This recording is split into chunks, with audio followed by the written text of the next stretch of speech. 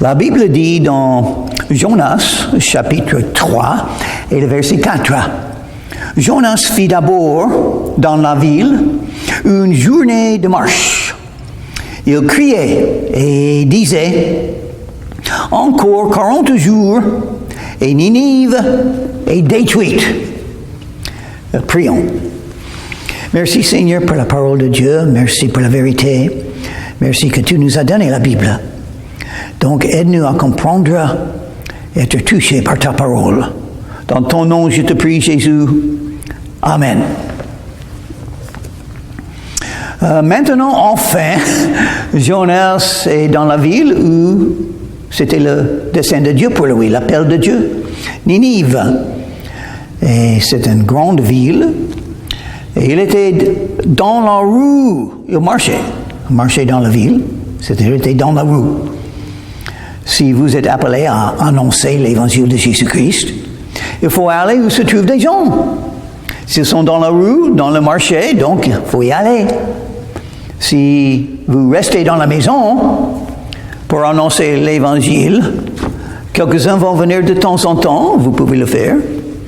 Mais il y a beaucoup plus de gens dehors et qui va aller annoncer l'évangile. Oh, qu'est-ce que Jésus a dit à tous les croyants? Qu'est-ce qu'il a dit? Allez dans tout le monde et annoncez l'évangile à toute créature. Il veut sauver tous, il est mort pour tous. La manière qu'il a établie pour sauver des gens, c'est que des croyants ouvrent la bouche et annoncent l'évangile aux non-croyants. Combien de non-croyants? Tous. Moi, je ne peux pas parler à tous les non-croyants. Donc, nous avons tous les frères et les sœurs en Christ, nous avons tous quelque chose à faire pour cette œuvre qui est dans les pensées de Dieu, le cœur de Dieu, le plan de Dieu, que les croyants disent aux autres ce que Jésus a fait pour eux.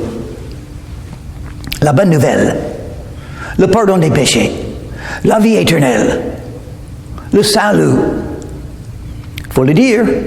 Comment croire sans entendre? Et comment entendre sans quelqu'un qui annonce l'évangile? Romains chapitre 10, verset 14. C'est le dessein de Dieu. Jonas était un croyant infidèle, faible. Il s'était éloigné loin de Dieu. Mais c'est l'œuvre de Dieu. Dieu le fait. Et si Dieu peut le faire dans la vie de Jonas, quelqu'un comme ça, il peut le faire dans nos vies aussi. Il faut simplement aller dans la ville où vous êtes appelés et ouvrez la bouche. Ouvrez la bouche et je la remplirai. Jésus a promis, et c'est ce qui arrive.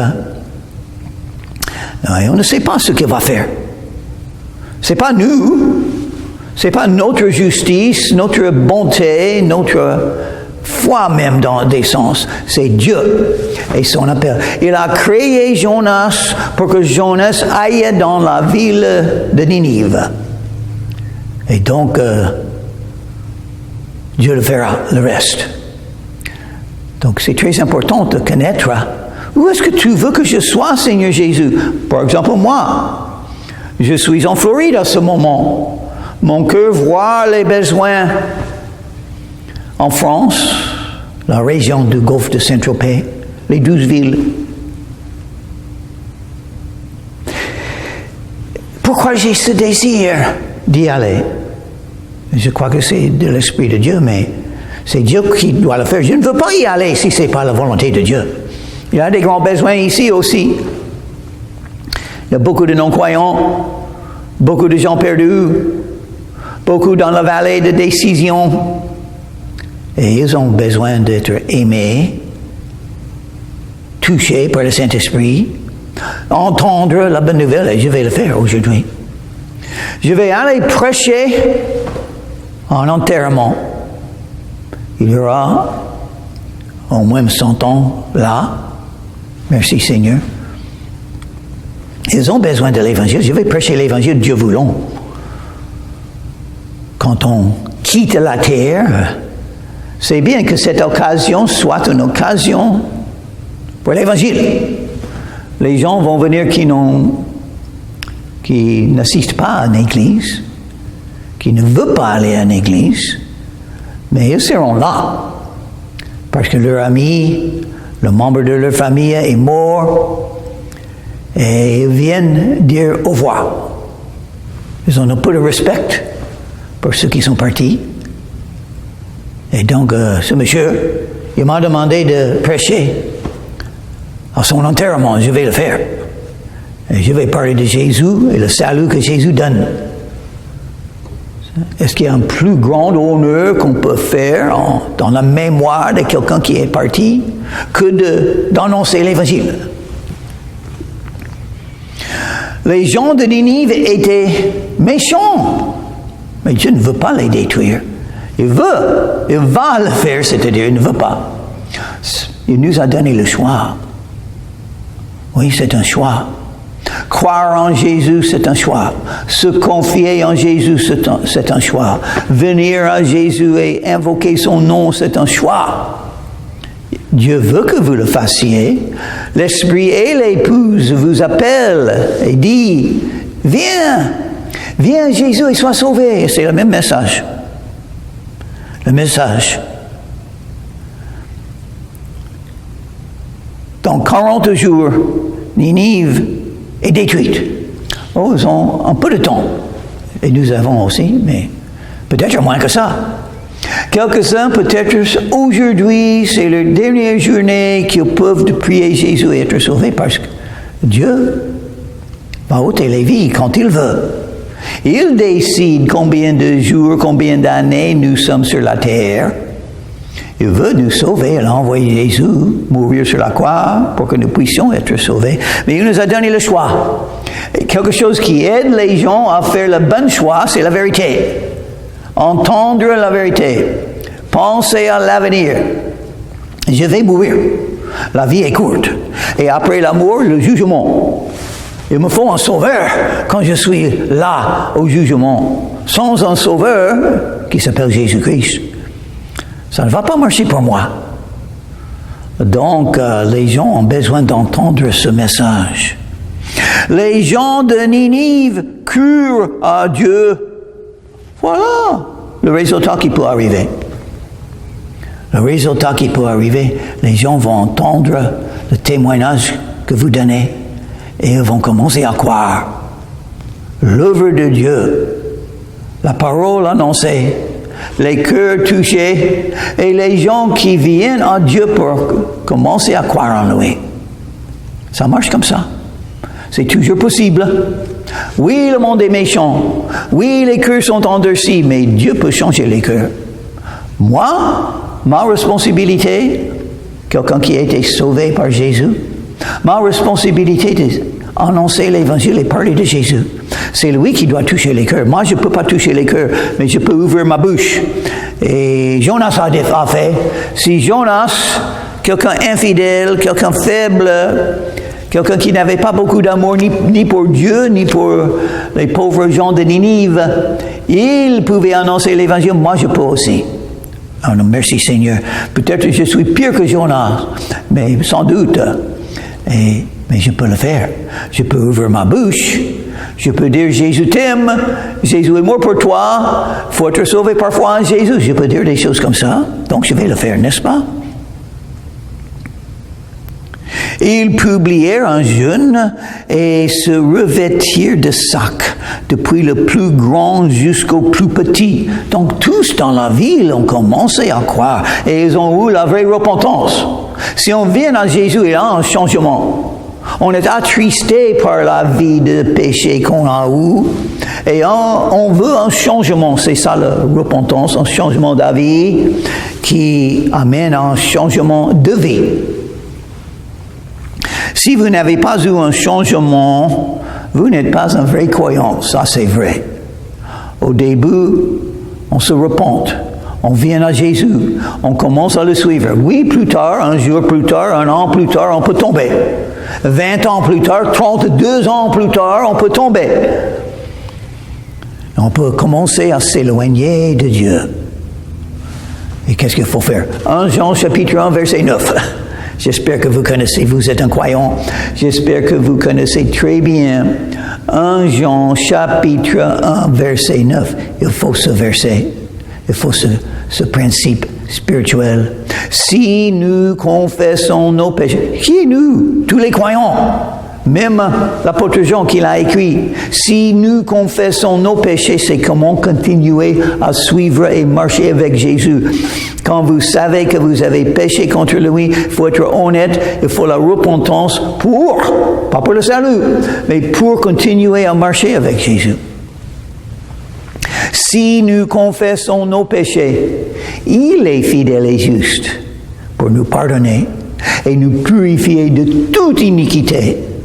C'est impossible pour un croyant de pécher trop au point que Jésus ne pardonne plus. Ça, c'est impossible. Mais c'est très nécessaire d'être honnête, de se confesser chaque jour. C'est même dans la prière de notre Père. Pardonne-nous nos transgressions. À chaque jour, il faut prier ça. Nous sommes des grands pécheurs. Nous sommes facilement méchants. Nous oublions les commandements de Dieu facilement. Nous sommes centrés sur soi. Parce que nous avons toujours la chair. Et qu'est-ce que la chair dit dans cette guerre? La chair contre l'esprit. Qu'est-ce que la chair dit? Je veux ce que je veux et je le veux maintenant. Et ça, c'est le péché. Quand on est centré sur soi comme ça, on pense à ça même et ce qu'on veut. Jonas ne voulait pas aller dans Ninive, une ville des ennemis des Juifs, une ville des méchants. Il ne voulait pas y aller, mais Dieu l'a appelé à le faire. Donc il n'avait pas de choix, n'est-ce pas? Et on voit le résultat, c'est étonnant ce que Dieu peut faire. Dieu peut faire un réveil. On m'a demandé une fois, en France, j'étais là chez les Gitans pendant 2 heures. J'ai parlé avec des Gitans, des messieurs m'ont dit, est-ce que vous croyez qu'on peut toujours avoir un réveil? Quelques-uns disent non, parce que le monde est tellement méchant et il s'éloigne de Dieu. Non, on peut toujours avoir un réveil, parce que Jésus peut le faire. L'Esprit de Dieu peut toucher les cœurs. Et il pouvait utiliser Jonas pour la ville de Ninive, il peut vous utiliser pour la ville où vous habitez. On ne sait pas les résultats. Oui, c'est possible que les gens vont vous rejeter, comme ils ont rejeté Jésus. Donc, le serviteur n'est pas plus grand que son maître, n'est-ce pas? Mais c'est aussi possible, parce que tu as parlé de Jésus, ils vont entendre et vont dire, c'est vrai, il nous faut la repentance. Il nous faut le pardon des péchés. Il faut suivre Jésus. Je viens à Jésus. Quelques-uns peuvent le dire, et tout le monde peut le dire. C'est possible. Quiconque invoquera le nom du Seigneur sera sauvé. Verset 6. La chose parvint au roi de Ninive. Il se leva de son trône, ôta son manteau, se couvrit d'un sac et s'assit sur la cendre. Donc, le roi a fait la même chose. Le roi a regardé ce qui est arrivé dans son pays. Tout le monde commence à croire le bon Dieu et le suivre. Tout le monde a la repentance. Il faut que je fasse la même chose. Savoir la valeur, une des résultats normaux, quand des gens viennent à Jésus, d'autres gens vont suivre. C'est la puissance du témoignage, de l'exemple. Et donc, il a dit que les hommes et les bêtes soient couverts de sacs, qu'ils crient à Dieu avec force. Donc, ils comprennent bien. Il faut un effort. Il faut un désir. Il faut un zèle pour venir à Jésus et continuer à le suivre et commencer à le suivre. Ça doit être le plus grand désir de votre vie, plus important que l'argent, plus important que l'amour, plus important que tout ce que vous voulez, de venir à Jésus. Et si vous avez ce désir comme ça, et vous connaissez ce roi, Il faut venir avec force. Il avait raison. Et qu'ils reviennent tous de leur mauvaise voie et des actes de violence dont leurs mains sont coupables. Oui, ça c'est le problème. Il a reconnu le problème des péchés. Il faut revenir de ça. Il faut venir à Dieu. Il faut changer de vie. Il faut une grande envie de suivre Dieu et faire ce qui est juste. Cherchez premièrement le royaume de Dieu et sa justice. Et toutes les choses vous seront données au-dessous, Jésus a dit. Le désir de faire le bien, la honte de faire le mal, le désir d'avoir un changement de vie, vous pouvez l'avoir. Qui sait si Dieu ne reviendra pas et ne se repentira pas? Oh oui, parce que la destruction vient. Le jour d'être détruit vient. C'est vrai pour tous les non-croyants. Le jour du jugement vient. Il faut mourir et après le jugement. Et c'est Dieu qui décide. La mort existe dans ce monde, n'est-ce pas? Il ne faut pas oublier. Il ne faut pas vivre, il ne faut pas penser comme si vous n'allez pas mourir. Vous allez mourir, et peut-être aujourd'hui, et peut-être la main de Dieu tombera sur vous à cause de vos péchés. Parce qu'il est saint. Et il voit tout. Il voit ce qui se passe dans la chambre, il voit ce qui se passe dans votre cœur et dans votre tête. Et il est saint, il n'aime pas le péché. Il est irrité par le péché, il est en colère contre les méchants de la terre. Et quand il décide, il peut punir qui il veut. Il est Dieu. Mais il nous aime, heureusement. Il nous aime, il nous a créés. Il sait que nous sommes faibles. Il sait que nous sommes des grands pécheurs. Et il nous offre le pardon et le salut gratuitement même. Gratuitement. Parce que Jésus a tout payé. Qui sait si Dieu ne reviendra pas et ne se repentira pas, et s'il ne renoncera pas à son ardente colère? Alors ça, c'est le réveil. Quand on reconnaît, aïe, aïe, aïe, je suis en danger du jugement de Dieu, mais j'ai vraiment besoin de sa miséricorde. Et heureusement, Dieu a beaucoup plus de miséricorde que vous avez de péché. Dieu vit qu'ils agissaient ainsi et qu'ils revenaient de leur mauvaise voie. Alors, Dieu se repentit du mal qu'il avait résolu de leur faire et il ne le fit pas. La repentance, oh, c'est bien, c'est nécessaire. Quel changement! Pas seulement dans votre vie, mais dans ce que Dieu décide à faire. Il va juger quand il faut, mais il va pardonner quand il peut. Et il va pardonner chaque personne qui fait la repentance comme ça, qui comprend. Il a vraiment besoin de l'amour de Dieu. Dieu vous offre son amour. Pourquoi continuer sur un chemin qui mène à la colère de Dieu quand vous pouvez avoir un chemin vers Jésus qui mène à l'amour de Dieu, l'amour éternel? Et vous allez découvrir toute votre vie combien Jésus vous aime, combien Dieu vous aime. C'est pas comme l'amour humain. L'amour humain peut se terminer, malheureusement. C'est pourquoi il y a divorce. Il faut deux pour faire marcher un mariage avec beaucoup d'amour. Mais une seule personne peut détruire le mariage. Et ça arrive souvent parce que les gens sont méchants. La vie sépare ceux qui s'aiment.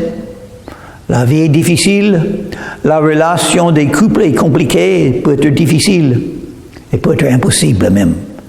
Et moi, je n'accuse personne qui est divorcé, et même des fois, je dis, c'était nécessaire dans ce cas-là, c'était nécessaire. S'il part, laisse-le partir. Si on part, laisse-le partir. En Corinthiens chapitre 7 et verset 15. Et si on fait la fornication, mais ça détruit les relations, c'est normal. Oui, il y a quelqu'un qui peut tout pardonner. Oui, il y a des gens qui font des bêtises comme ça, qui font comme les citoyens de Ninive. Ils voient la méchanceté de leurs actions, de leur vie, et ils ont la vraie repentance pour venir à Dieu avec larmes, avec tristesse, avec un grand désir de enfin faire le bien. Chapitre 4. Cela des plus forts, Jonas. Et il faut irriter, hein? Ça, le fait que tous les gens, tous les citoyens de Ninive ont eu la vraie repentance, ont été pardonnés, maintenant ils ne seront pas détruits. C'est-à-dire leur avenir est changé. Il y a deux voies, la voie qui mène à la destruction et la voie qui mène à Jésus et le bonheur et le ciel. Et donc vous pouvez changer de voie. Mais qu'est-ce que c'est le problème de Jonas? Il n'aimait pas tellement les gens de Ninive, même après avoir annoncé l'évangile, annoncé la vérité. Il voulait voir. Dans son cœur, il voulait voir la destruction de Ninive. Non, il faut faire attention. Nous sommes là pour aimer les autres. Il faut faire attention. C'est l'amour, le premier des commandements. Aimer Dieu avec tout le cœur. Aimer ton prochain comme toi-même. Aimer tes ennemis. Aimer tes frères et tes sœurs. Les commandements de Jésus. Il faut beaucoup aimer. Si on n'aime pas, qu'est-ce qu'on fait? On ne sert pas Dieu. Et donc, Jonas avait un grand problème, même après avoir annoncé l'Évangile, avec des grands résultats. Beaucoup de fruits. Il n'avait pas assez d'amour. Il faut faire attention. Est-ce que vous avez l'amour, le vrai amour, dans ce que vous faites pour Dieu? Il implora l'Éternel et dit, « Ah, Éternel, n'est-ce pas ce que je disais quand j'étais encore dans mon pays? C'est ce que je voulais prévenir en fuyant à Tarsis, car je savais que tu es un Dieu compatissant et miséricordieux, lent à la colère et riche en bonté, et qui te repent du mal. Maintenant, Éternel, prends-moi donc la vie, car l'amour m'est préférable à la vie. » Comment, c'est bizarre.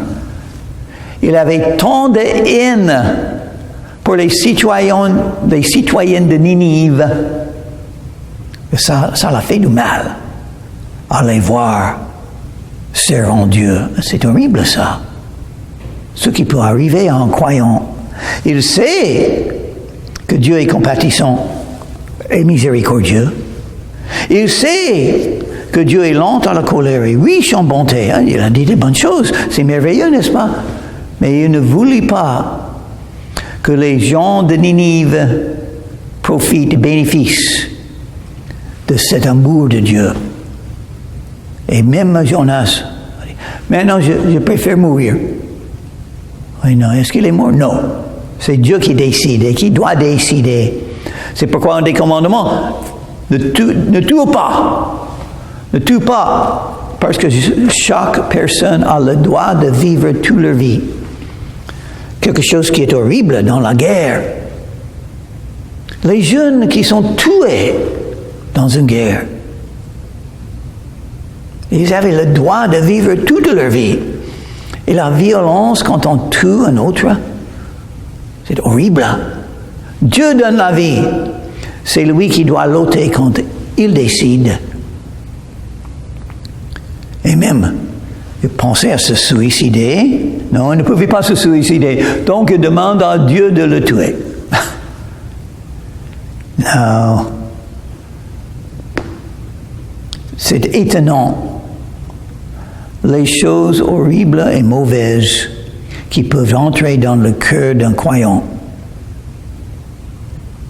Et Jonas L'Éternel répondit, « Fais-tu bien de t'irriter? » Et Jonas sortit de la ville et s'assit à l'orient de la ville. Là, il se fit une cabane et s'y tint à l'ombre jusqu'à ce qu'il voie ce qui arriverait dans la ville. Intéressant ce que le bon Dieu a dit à Jonas, verset 4, « Fais-tu bien de t'irriter? » Une petite phrase, une question. Jésus a souvent enseigné en posant des questions. Et un croyant doit s'examiner comme ça. On a un sentiment qui vient sur soi, une idée, un désir. Il faut toujours demander, qu'est-ce que je fais avec cette chose qui est dans mon cœur et dans ma pensée? Est-ce que c'est bon? Est-ce que ça vient de Dieu? Ou est-ce que ça vient de moi? Si ça vient de toi, ça peut être un péché facilement. Donc il faut s'examiner, il faut se juger, il faut dire non, ce n'est pas droit, c'est pas biblique, c'est pas selon la vie de Jésus et les enseignements de Jésus. Je dois aimer. Ça, ce n'était pas l'amour. Aimer, c'est la chose principale.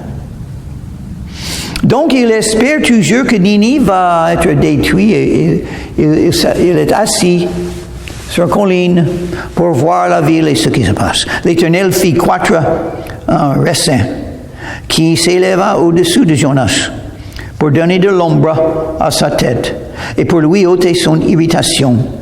Jonas éprouva une grande joie à cause de ce raisin. J'espère que j'ai prononcé comme il faut.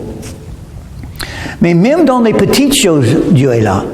Et même Jonas avec ses péchés, son manque d'amour, Dieu est toujours là pour l'aider, pour le guider. Oh, pourquoi? Parce que quand tu entres dans une relation avec Dieu, parfois en Jésus, vous avez maintenant l'amour éternel de Dieu qui tombe sur vous. Et dans toute votre vie, même quand vous faites le mal, Dieu est là pour te guider, pour agir dans ta vie. Dieu est là pour des bénédictions, pour t'aider. Mais le lendemain, à l'aurore, Dieu fit venir un ver qui rongea le raisin et le raisin sécha. Donc Dieu fait ça aussi. Quand quelque chose de bien est venu, c'est Dieu qui l'a fait. Quand quelque chose de mal est venu, c'est Dieu qui l'a fait. Dieu est là dans toutes les circonstances de nos vies. Toute situation, toute personne qui entre dans ma vie, c'est la main de Dieu. Pourquoi? Pour m'enseigner, afin que je puisse mieux connaître ce Dieu qui m'appelle, qui me dirige, qui m'aime. Au lever du soleil, Dieu fit souffler un vent chaud d'Orient. Même le temps, même le vent, c'est Dieu qui décide ce qui va arriver. Et il a un plan, un dessein avec chaque chose. Même les orages, même le vent.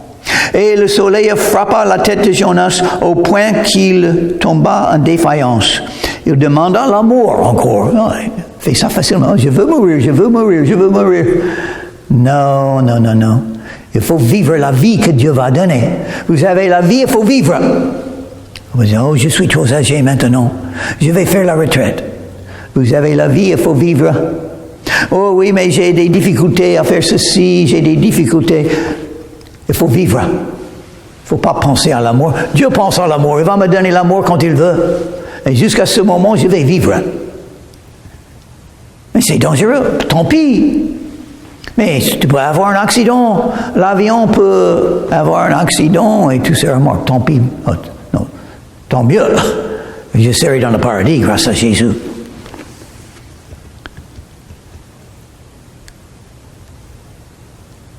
Et Il dit encore, verset 8, « L'amour m'est préférable à la vie. » Donc, c'est la deuxième fois qu'il a dit ça. Il revient toujours à les pensées négatives. Il ne faut pas avoir des pensées négatives si vous êtes croyante. Il faut toujours être positif. Sentinelle, sentinelle. Qu'est-ce que tu vois? Qu'est-ce que tu diras de la nuit? Et le sentinelle dit, « Le matin vient, et aussi la nuit. » Mais la première chose, le matin. Ça va marcher. Ça va être mieux. Maintenant, c'est la nuit, les ténèbres autour de nous. Mais le matin vient. Le retour de Jésus. Et même avant le retour de Jésus, Dieu peut tout faire lui-même. Il peut tout changer. Et l'Éternel dit, « Tu as pitié du ressain qui ne t'a coûté aucune peine et que tu n'as pas fait croître, qui est né dans une nuit et qui a péri dans une nuit. Et moi, je n'aurai pas pitié de Ninive, la grande ville, dans laquelle se trouvent plus de 120 000 hommes qui ne savent pas distinguer leur droite de leur gauche, et les animaux en grand nombre. » Intéressant ce que Dieu a dit dans ce verset. Il aime les hommes de la terre. Il veut les sauver. C'est son désir, c'est son objectif, c'est pourquoi Jésus est venu. C'est pourquoi Jésus a tellement souffert sur la croix de Calvaire pour nous donner le pardon des péchés et le salut. Dieu est miséricordieux. Jésus est mort pour tous, le pire des pécheurs, même moi. Il est mort pour nous parce qu'il nous aime, parce qu'il veut nous donner. Intéressant qu'il a dit aussi parler des gens, aussi il a parlé des animaux. Dieu aime les animaux aussi. Il y a des gens, de temps en temps, qui aiment les animaux, qui aident les animaux, et Dieu fait la même chose. Et Dieu ne veut pas tuer les êtres humains, il ne veut pas tuer les animaux, il veut les sauver.